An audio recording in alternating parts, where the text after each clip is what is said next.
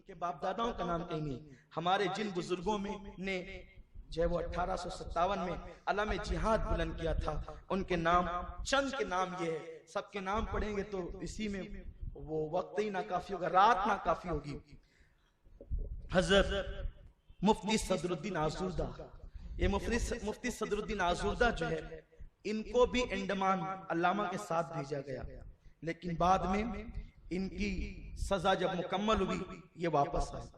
جب واپس آئے تو علامہ کی کتاب السورۃ الہندیہ جو علامہ نے کپڑوں پر کوئلے سے لکھی تھی اور کچھ اوراق پر لکھی تھی، ان کے ہاتھوں روانہ فرمائی، جو آج بھی ملک ہندوستان میں موجود ہے اور اس کو کئی ایڈیشن میں وہ شائع ہو چکی ہے. علامہ فضل خیر آبادی چشتی رحمت اللہ تعالی علیہ، فضل خیر آبادی رحمت اللہ علیہ کا نام تو آپ سنتے ہی ہیں، ان کے کارنامے بھی آپ کو پتا ہے، لیکن آج بھی انڈمان کی سرزمین پر جو ہے وہ اس سرزمین پر اس جزیرے پر آپ کا مزار مقدس موجود ہے. اس کے بعد حضرت مولانا فیض احمد بدایونی، فیض احمد بدایونی وہ شخص ہے جنہوں نے جو ہے اس انقلاب میں حصہ لیا تو ان کو غائب بھی کر دیا گیا. مورخین بعض لکھتے ہیں کہ آج تک کہ ان کا پتہ نہیں ہے. مجھے حیرت ہے، کوئی پھانسی پر چڑھا ہے، کوئی جیل گیا ہے، کسی کو غائب کر دیا گیا ہے، یہ ہمارے بزرگ ہیں، سزائیں اس طرح ہوتی ہے. اس کے بعد سید احمد اللہ مدراسی، مولانا یہ سید احمد اللہ مدراسی، ان کا بھی بہت بڑا رول رہا ہے. آگرہ کا مورچہ انہوں نے سنبھالا تھا اور اس پورے علاقے کے اندر جو ہے آپ کا کافی اثر و رسوخ تھا، اور اللہ تبارک و تعالیٰ نے آپ کو وہ ذات بنایا تھا کہ لوگ جو ہے وہ آپ سے قربت کے لیے بڑے بیتاب ہوتے تھے. یعنی تذکیر خلائق اللہ نے ان کو عطا فرمائی تھی، اتنے آپ کے ماننے والے تھے، اور آپ نے اپنے ماننے والوں کو ملک اور ملت کے لیے استعمال فرمایا. اسی طرح حضرت کفایت علی کافی مراد آبادی، یہ ذات ہمارے امام اہل سنت اعلیٰ حضرت کے نزدیک بڑی چہیتی ذات ہے. امام احمد رضا فرماتے ہیں کہ میں اگر قصدن کسی کا کلام سنتا ہوں، کیونکہ لوگ شاعری میں بڑی غلطی کرتے ہیں، کبھی غلو بھی کرتے ہیں، مسائل بھی پیدا کرتے ہیں، میں قصدن اگر کسی کا کلام سنتا ہوں تو وہ کافی مراد آبادی کا سنتا ہوں اور اپنے چھوٹے بھائی مولانا حسن بریلوی کا سنتا ہوں. بلکہ کافی کو تو یہ شرف حاصل ہے، میں سلام کرتا ہوں جھک جھک کر کافی کی شاعری کو، کہ شاہ امام احمد رضا نے فرمایا کہ کافی شاعری کے میدان میں، نعتیہ شاعری کے میدان میں بادشاہ ہے اور میں ان کا وزیر اعظم ہوں. آپ غور فرمائیں، وقت کا امام عشق و محبت جس کو یوں خراج پیش کرتا ہو، اس کی شاعری کیسی ہوگی؟ اور ان کی شاعری اس قدر فی البدی ہوا کرتی تھی، بلکہ وہ تو سارے نعت گو شعرا بھی تھے، کیونکہ جب عشق ہوتا ہے تو شاعری بھی آتی ہے.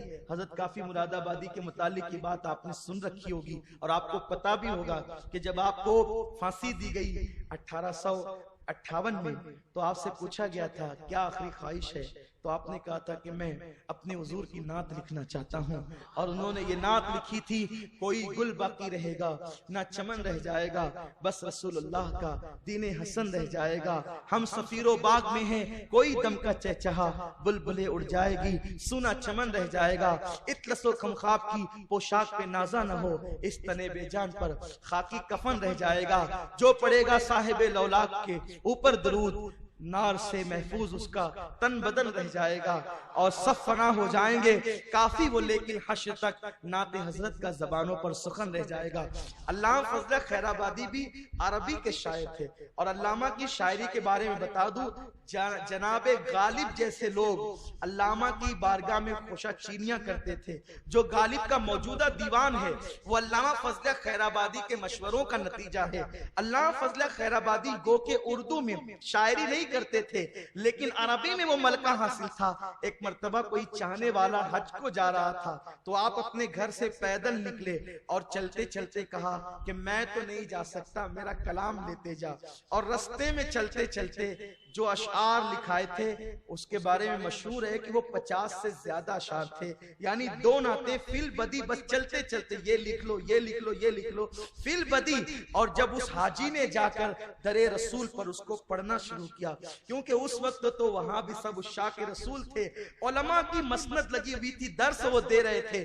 جب علامہ کا کلام عربی میں اس دائرے طیبہ نے پڑھنا شروع کیا تو لوگ اپنی درس گاہوں کو سمیٹ کر آ گئے اور تڑپنے اور رونے لگے، اور ان سے کہا کہ یہ کلام کسی ہندی کا نہیں ہو سکتا، یہ کلام تو کسی عربی کا، وہ بھی بمشکل ہو سکتا ہے۔ جب بتایا گیا کہ وہ بمشکل نہیں، اس ہندی نے چلتے چلتے لکھائے ہیں، تو لوگوں نے کہا کہ پھر یہ شاعری کا کمال نہیں، یہ عشق مصطفیٰ کا کمال ہے۔ یہ وہ لوگ ہیں جنہوں نے ملک کے لیے، ملت کے لیے جانیں دی ہیں۔ حضرت مفتی عنایت احمد کاکوروی، حضرت مولانا رحمت اللہ کیرانوی، مولانا ڈاکٹر وزیر خان، مولانا وحاج الدین مراد آبادی، مولانا رضا علی بریلوی رحمت اللہ تعالی، یہ مولانا رضا علی جو ہے سیدی اعلیٰ حضرت رضی اللہ تعالیٰ کے جو ہے وہ دادا ہوا کرتے ہیں۔ مولانا امام بخش صہبانی، منشی رسول بخش کاکوروی، غلام امام شہید، یہ رسول بخش، غلام امام شہید، یہ نام ہی بتا رہے ہیں کہ یہ بھی سنی ہے، ان کے باپ دادا بھی سنی ہے، اس لیے کہ اور جگہ تو رسول بخش نام رکھنا ہی شرک ہے، غلام امام شہید نام رکھنا ہی شرک ہے۔ یہ نام بھی بتاتے ہیں کہ یہ کون لوگ ہیں۔ اس کے بعد جو ہے حضرت امیر مینائی، مفتی مظہر کریم دریابادی، منیر شکوہ آبادی، مفتی انعام اللہ گوپاموی، یہ قاضی تھے دہلی کے، قاضی فیض اللہ کشمیری، مفتی عبد الوہاب گوپاموی، جنرل بخت خان روہلا اور جنرل عظیم خان، یہ دونوں لوگ جو ہیں عالم تو نہیں تھے، لیکن یہ لوگ اپنے وقت کے قائد تھے اور یہ سیاسی رہنما تھے، یہ نواب تھے۔ ان لوگوں نے بھی جو ہے وہ فوج کے ذریعے سے ان علماء کی مدد کی، اور علماء نے اپنی قائدانہ صلاحیتوں کو ساتھ لے کر کے جو ہے وہ انگریزوں کے خلاف علم جہاد بلند کیا۔